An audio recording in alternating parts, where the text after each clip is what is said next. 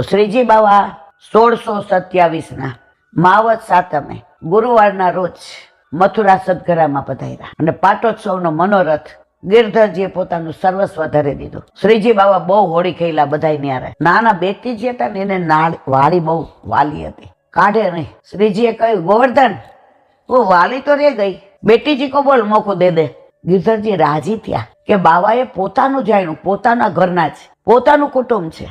આ વલ્લભનો પરિવારને પોતાનો પરિવાર માન્યો. બેટીજીએ તરત વાળી કાઢીને દઈ દીધી અને એવા હોળી ખેલા શ્રીજી બાવા વહુજી બેટીજી સાથે. એવું કહેવાય છે કે બધાની ચાદર ઉડી ગઈ. તમે મથુરામાં આજની તારીખમાં જાઓ ને તો ચોબાની પત્નીઓ ને ચોબન એ ઉપર ચુંદડી ઓઢે, સાડી ઉપર એટલે ચુંદડી ઓઢે અને મર્યાદા જાળવે.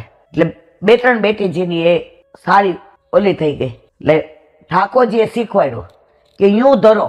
ત્યારથી પડદા પ્રથા આવી.